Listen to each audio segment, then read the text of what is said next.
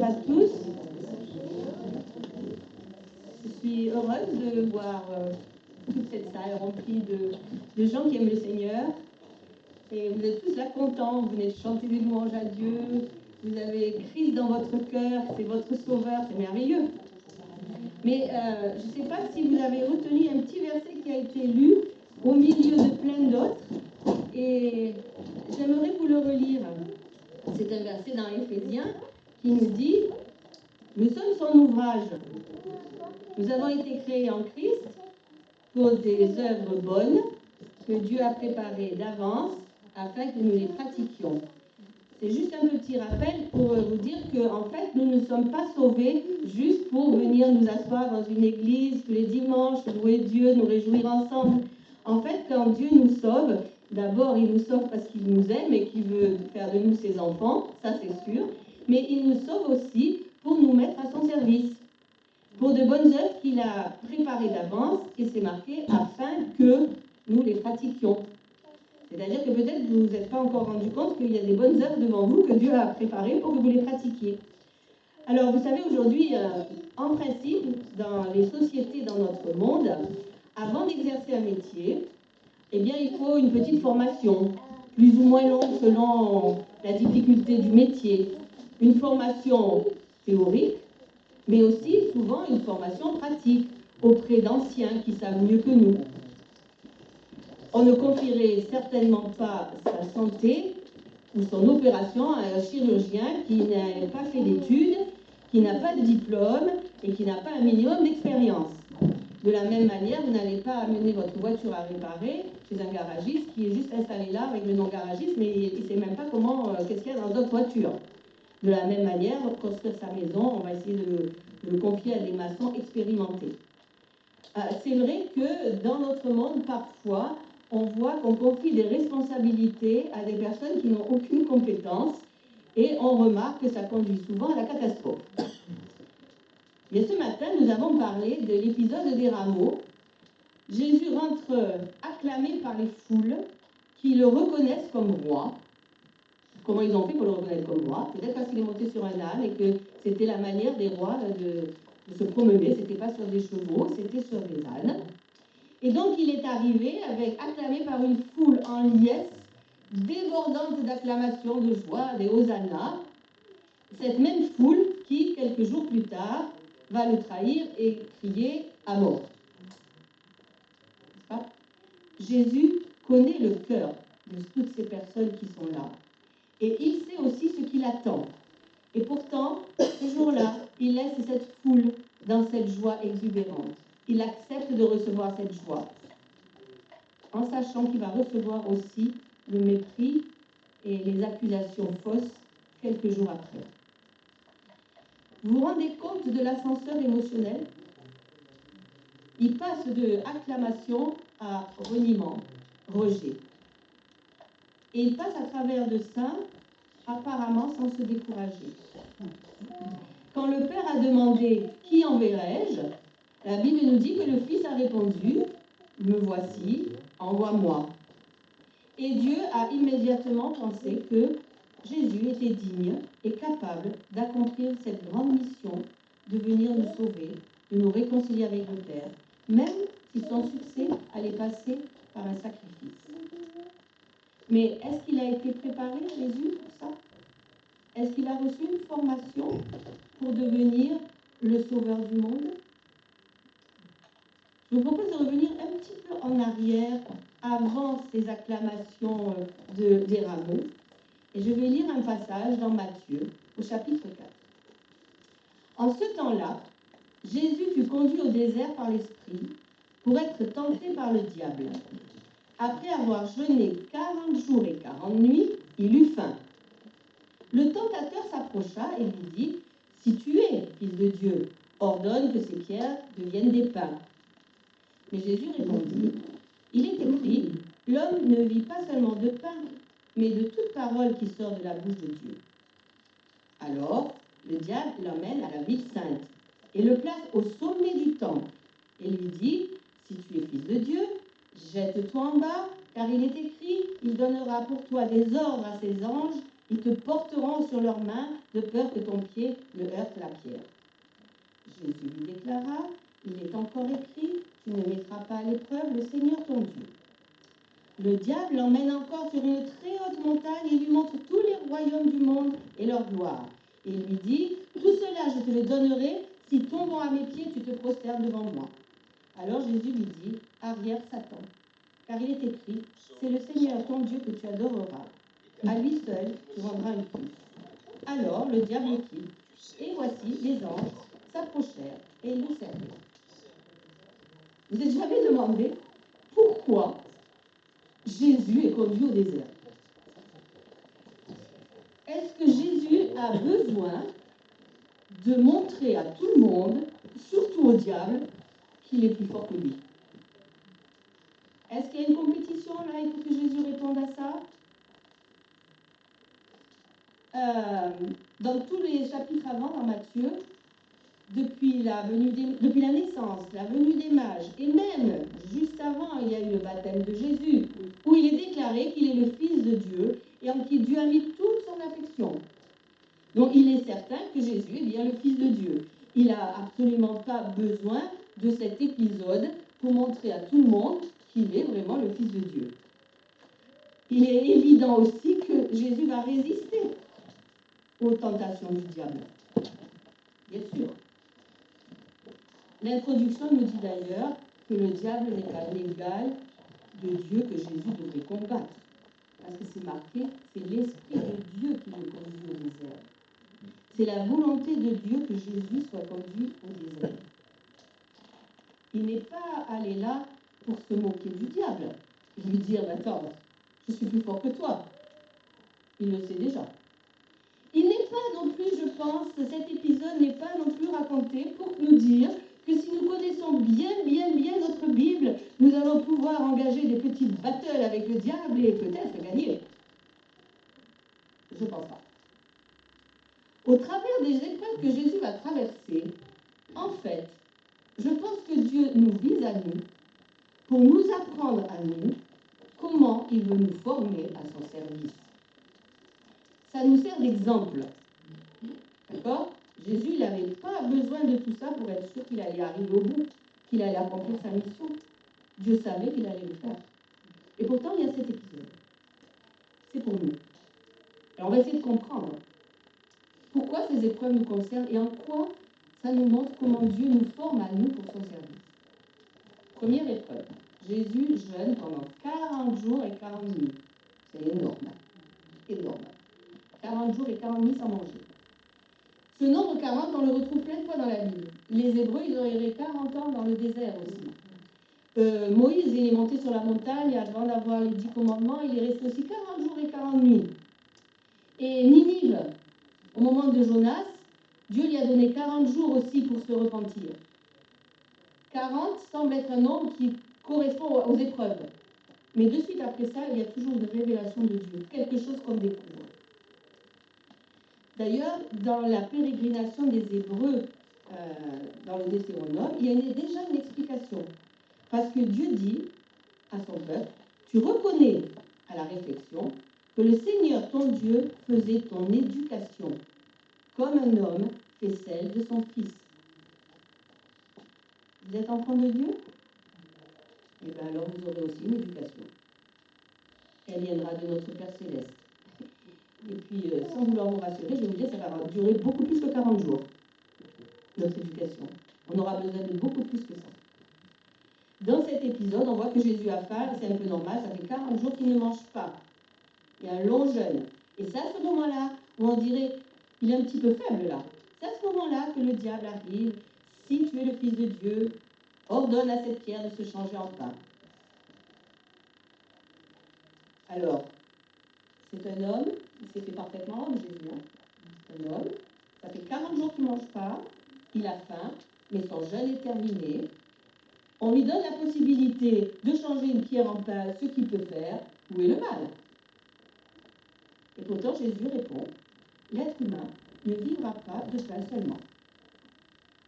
Contrairement au peuple d'Israël qui, lui, au bout de 40 ans dans le désert, et même avant les 40 ans, il a murmuré contre Dieu parce qu'il était malheureux, il fallait que Dieu agisse en sa faveur. Là, on ne voit aucun reproche dans la bouche de Jésus. Il n'est pas en train de dire, ben, finalement, moi j'ai faim, je vais peut-être manger quelque chose, changer cette pyramide. Pas du tout. Lui, il montre qu'il est vraiment le Fils de Dieu. Il est celui qui vit de toute parole qui sort de la bouche de Dieu. Jésus résiste à cette convoitise de la chair, pourtant bien légitime, la faim, pour affirmer, en toutes circonstances, j'ai choisi de faire confiance à mon Père. Nous vivons dans une société qui a pour objectif la satisfaction de nos besoins. Société de consommation. Même si vous n'avez pas besoin de ça, mais on va vous faire croire que vous en avez besoin. Et vous allez tellement en avoir besoin que de ne pas l'avoir, ça va provoquer une insatisfaction dans votre cœur. Pénible, insupportable.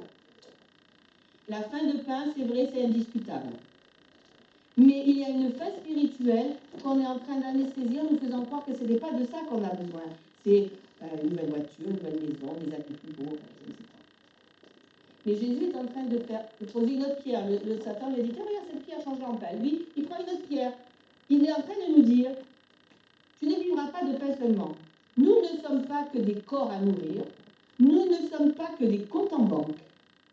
Nous avons d'autres besoins beaucoup plus profonds, des besoins spirituels que seule la parole de Dieu peut combler. C'est cette parole qui nourrit notre âme. C'est Dieu qui est à la source de notre satisfaction. Donc, quelque part, à la base, pour bien servir Dieu, il faut être bien nourri. Il faut avoir conscience de ce besoin de lui et aller chercher dans sa parole la satisfaction à ce besoin. Tout au long de notre éducation, Dieu va ouvrir nos cœurs sur ce qui est essentiel et sur ce qui est passager, sur ce qui n'a pas de valeur, afin que nous nous attachions à ce qui compte. Et c'est en nous nourrissant jour après jour de sa parole que d'un seul coup les écailles tombent et on se rend compte, ben oui, non, ça, j'en ai vraiment pas besoin. Dieu nous a dit plein de fois, cherchez premièrement le royaume de Dieu et toutes ces choses vous seront données. Ça ne veut pas dire qu'on renonce à tout et Dieu ne va pas s'occuper de nous. Non, il dit, d'abord confie-toi en moi, nourris-toi de ma parole et toutes ces choses tu les auras en plus. Il nous a parlé des lys des champs, des oiseaux dans la campagne. Ils reçoivent tous de Dieu quelque chose, pourtant ils ne font rien. Dans cet épisode, Dieu nous dit, si tu veux le servir, nourris-toi de sa parole, nourris-toi de lui. Place ça en premier. Donc le diable ne réussit pas, mais il n'abandonne pas, bien sûr. Jésus est toujours dans son état de faiblesse, 40 jours sans manger. Et là, il le sort du désert parce que il le conduit à Jérusalem. Donc il le sort du désert et il le place au sommet du temple. Le temple à Jérusalem, c'est le monument le plus important pour la religion. Et qu'est-ce qu'il lui dit? Si tu es fils de Dieu, jette-toi d'ici en bas. En quelque sorte, en termes simples, vas-y, montre à tout le monde que tu es l'envoyé de Dieu. Fais un petit miracle pour que tout le monde te voie, pour que tout le monde croie en toi. Et même le diable, il cite la Bible là, pour l'inciter à sauter. Il lui parle des anges qui vont venir le porter sur ses mains, pour pas qu'il se passe mal. Il y a un autre épisode dans Matthieu où les anges apparaissent. Vous savez quand? À l'arrestation de Jésus. Et encore une fois, Jésus dit à Pierre, penses-tu que je ne puisse pas invoquer mon Père qui me donnerait à l'instant plus de 12 légions d'anges? Comment donc s'accompliraient les Écritures d'après lesquelles il doit en être ainsi? Ça veut dire Jésus est capable d'appeler les anges à son service. Plus de 12 légions d'anges. Mais il ne le fait pas. Un peu plus tard, il y a une autre expression aussi qui est empruntée au diable. Les ennemis de Jésus vont lui dire, si tu es fils de Dieu, descends donc de la croix. Avoir envie qu'on nous reconnaisse pour ce qu'on est. On a envie ça. Là, on propose à Jésus, fais ça, tout le monde va croire que tu es le fils de Dieu. Ils vont te reconnaître en tant que tel. Oui, les anges sont à son service. Et quel impact sur les foules s'ils voyaient Jésus descendre porté par des anges? Vous vous rendez compte? Alors dis donc, d'un seul coup, là, il n'y a plus besoin qu'il prêche, ni rien, tout le monde le reconnaît, là, ça joue devant lui. C'est ce que lui dit le diable, là. Montrer aux yeux de tout le monde qui on est. Ça s'appelle un peu la convoitise des yeux, non? Le diable s'est servi de la Bible pour inciter Jésus à se séparer du Père. Prends ton indépendance. Ne sois plus serviteur. Prends le pouvoir et les gens vont te suivre. Mais dans tous les récits des évangiles, chaque fois qu'il y a des miracles, ce n'est jamais pour épater la galerie. Jamais. Tous les miracles qui sont écrits dans la Bible évoquent une vérité spirituelle très forte. Ils montrent que la relation entre Dieu et les hommes est une révélation d'amour et de confiance. On ne peut pas apporter de preuve à ce que Dieu nous aime. C'est seulement notre relation d'amour avec lui qui va nous faire comprendre qu'il nous aime. Jésus lui a répondu, tu ne mettras pas à l'épreuve le Seigneur ton Dieu, ou bien tu ne tenteras pas le Seigneur ton Dieu. Encore une parole citée du Deutéronome. Autrement dit, c'est comme si Jésus disait au diable, tu vois, si je me jetais du haut du temple pour prouver aux gens que je suis bien le Fils de Dieu, en même temps je tenterai mon Père. Je serai en train de le manipuler pour que l'obliger à accomplir des promesses, effectivement, dans la Bible, le verset qu'a cité Satan existe. Je serai en train de lui dire, allez, accomplis ta promesse que tu m'as faite. Et moi, je préfère placer ma confiance en lui. Dieu n'est pas un distributeur de bonbons. On ne tire pas sur le distributeur pour qu'il nous donne tout ce qu'on a envie d'avoir. Parfois, on croit qu'avoir foi en Dieu, c'est prendre des risques démesurés qui montrent à tout le monde combien on a confiance en Dieu. Mais non, c'est pas vrai. Avoir confiance en Dieu, c'est de ne pas provoquer les choses. De ne pas forcer. Lui faire confiance. Laisser Dieu agir à son rythme, à son moment. C'est sûr qu'il répond à nos prières en son temps. Il ne faut pas croire que nos œuvres sont les preuves de notre foi. Le service de Dieu, ça passe par de la patience et de la persévérance. Ce matin, j'ai eu cette idée dans ma tête, peut-être que ce n'est pas une bonne image, mais vous savez, quand il y a eu la Deuxième Guerre mondiale, dans la France, on était un peu anesthésiés. On était sous gouvernement allemand, et puis rien ne bougeait, tout le monde était un peu soumis, on laissait faire. Il a fallu du temps pour que quelques personnes se lèvent et se disent il faut résister. Et leurs petits actes de résistance au début, ça n'a pas porté beaucoup de fruits. Il y en a beaucoup qui sont morts. Il a fallu du temps avant que cette résistance elle ait vraiment un impact. Il a fallu que ces gens persévèrent dans des petites choses, longtemps, avant d'arriver à la victoire. Croyez-vous que dans notre combat pour annoncer l'évangile, du jour au lendemain, ça y est, tout le monde va se convertir? Non. Nous avons besoin parfois de passer par des échecs, par des désillusions, pour mieux apprendre que Dieu fait toutes choses belles en son temps. Deuxième leçon que nous apprennent cette tentation de Jésus. Oui, les anges pourraient venir nous porter, mais non. Mais ce n'est pas le temps de Dieu. Vous savez qu'à la fin, c'est marqué que les anges sont venus servir Jésus. Ils sont venus quand même, mais pas là. Jésus n'a pas cédé à cette tentation. Tout le monde va me voir et va croire qui je suis. Je reste soumis à mon Père, j'accomplis la mission qu'il m'a donnée et il va faire les choses en son temps. Alors le diable emmène enfin Jésus beaucoup plus haut, en haut d'une haute montagne. Et il lui dit quoi? Je vais te donner la puissance, la gloire de ces royaumes, car tout cela m'a été remis. Écoutez bien ce qu'il dit. Et je peux le donner à qui je veux. Si tu te prosternes devant moi, tout est à toi. Waouh! Vous vous rendez compte ce qu'il est en train de dire, le diable, quand même? Vous avez bien noté? Tous ces royaumes, toute la gloire des nations, tout le pouvoir politique, tout ça c'est à moi. Et je le donne à qui je veux. Oh, je m'attendrais à ce que Jésus dise, oh, tu te calmes. Parce que Dieu est un grand roi, dont tous les peuples redoutent la puissance. C'est lui le Seigneur de l'univers. Ou alors il aurait pu dire, le roi de toute la terre. Mais c'est Dieu.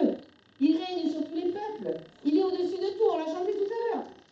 Mais Jésus ne contredit pas le diable. Vous remarquez? Il ne dit pas, non, tu as tort. Il lui dit juste, je suis suis intéressée par sa proposition. C'est intéressant. Et tu me proposes, je ne veux pas. Et pourquoi il ne veut pas? Vous savez, il lui dit là, arrière Satan. Il l'a dit une autre fois, arrière Satan. À qui? À Pierre. Quand Pierre voulait l'empêcher de souffrir et de mourir sur la croix pour nous. Il a été brutalement réprimandé parce qu'à s'entendre dire, quand on est le disciple de Jésus, arrière de moi Satan, Pierre, il a dû quand même, c'était un peu une claque. Hein. Et pourtant, Jésus, il renonce à ça. Pourquoi? Vous savez, il a été aussi amené sur une haute montagne plus tard, par Dieu. Et sur cette haute montagne, il a été transfiguré. Il a rencontré Moïse et Élie. Non mais franchement, qu'est-ce que tu me proposes des royaumes de la terre? Moi je suis déjà partie au royaume du ciel. Je ne suis pas intéressée par ce pouvoir-là. La puissance de Dieu, ce n'est pas quelque chose qu'on vole. On lui prend de force. La puissance de Dieu dans nos vies, elle se met en place lentement. Il faut qu'on apprenne comment avoir cette puissance. Elle ne se force pas, parce que c'est une... Rappelez-vous bien, qu'est-ce qu'a dit Paul? C'est quand je suis faible, je suis fort. Alors là, on lui demande, Satan dit à Jésus, mais ouais, pour tout de suite. Mais non, c'est quand je suis faible que je suis fort. Elle s'exerce dans la faiblesse de l'amour, la puissance de Dieu. Elle va s'exercer à la croix. Qu'est-ce que ça dit, les versets? C'est une folie pour ceux qui périssent, mais pour ceux qui sont sauvés, c'est la puissance de Dieu. Un homme cloué sur la croix qui ne peut rien faire. Ça, c'est la puissance de Dieu. Qu'est-ce qu'on cherche, nous, dans notre vie, les disciples? Qu'est-ce qu'on voudrait? On voudrait que quand on ouvre la bouche, tout le monde nous écoute. On voudrait que dès qu'on témoigne, tout le monde se convertisse. Et Dieu nous apprend, mais non, c'est pas comme ça que ça se passe. Tu as besoin d'être nourri par ma parole. Tu as besoin d'être patient. Tu as besoin d'être persévérant. Jésus a refusé à ce moment-là de prendre le pouvoir parce qu'il n'était pas venu pour dominer ou juger l'humanité. Il était venu pour la sauver. Il était venu pour mourir pour elle. C'est ça la mission que son Père lui a confiée. Et il est parfaitement apte pour la remplir. Alors il a dit, si je fais ça, ça serait d'adorer toi, diable, au lieu d'adorer mon Père. Pas question. Il a refusé de prendre ce pouvoir. Il a refusé cet orgueil de la vie. Convoitise de la chair, il a refusé. Convoitise des yeux, il a refusé. L'orgueil de la vie, il a refusé. Et Dieu nous apprend à travers de ça que la vraie puissance de persuasion que nous avons, ce n'est pas la force, ce n'est pas bien parler devant tout le monde, c'est l'amour que nous avons pour notre prochain. Tout le contraire de la pensée humaine. Vous savez, aujourd'hui même dans certaines églises, j'ai entendu ça, c'est un peu... Si tu n'es pas riche, si tu n'as pas un bon travail, si tu n'as pas une belle maison, si tu n'as pas une belle voiture, c'est que tu n'es pas béni par Dieu. Quel mensonge! Même dans les églises, Satan se faufile pour dire des choses qui sont complètement fausses. Gardons-nous de croire ces choses. Revenons à ces trois tentations et voyons comment Jésus a refusé tout ça. En conclusion, Jésus utilise trois paroles du Deutéronome pour recadrer la perversion du diable. En fait, il a une résistance active face au diable, face à cette tentation du tout de suite, maintenant. Cette tentation que le monde est continuellement en train de nous proposer. Tout de suite, maintenant. Et le chemin qui est décrit dans ces tentations montre que notre cheminement spirituel, celui de la confiance et de l'accomplissement, ça prend du temps. Et que nous avons besoin de nous défaire de toutes ces illusions proposées par le diable. Nous avons certes accepté Jésus comme notre sauveur, il nous a lavé de nos péchés, nous sommes enfants de Dieu, mais maintenant, il va nous falloir toute une vie pour apprendre comment le servir comme Seigneur. Notre mission, aller faire de toutes les nations des disciples. C'est une petite mission, ça. Hein, c'est une grande mission. Comment croyons-nous que nous allons faire ça sans formation, sans éducation, sans que Dieu nous montre comment faire? Comme a dit Fred ce matin, vous croyez qu'on va y aller avec vos propres forces? Ben, c'est vous à l'échec complet. Hein. Et ce n'est pas en un jour que nous allons perdre notre propre manière de voir les choses et d'agir.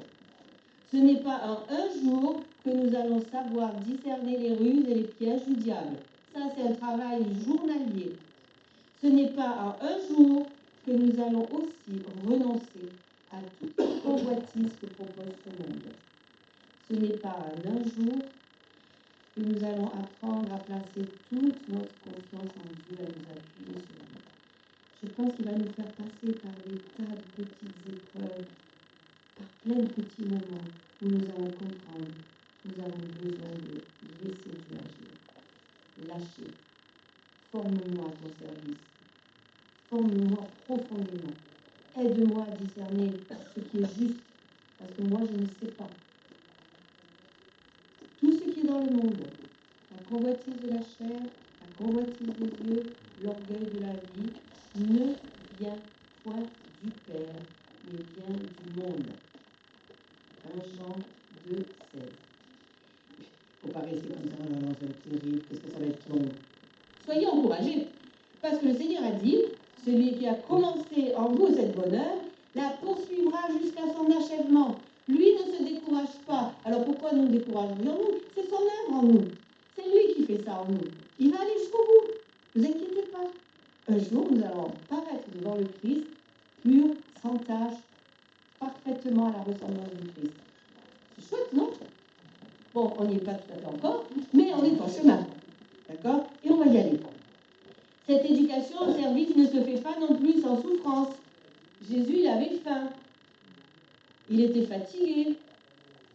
Ça ne se fera pas sans renoncement à certaines choses. Mais, une chose est sûre, ça produit en nous une joie profonde, une communion de plus en plus grande avec Dieu.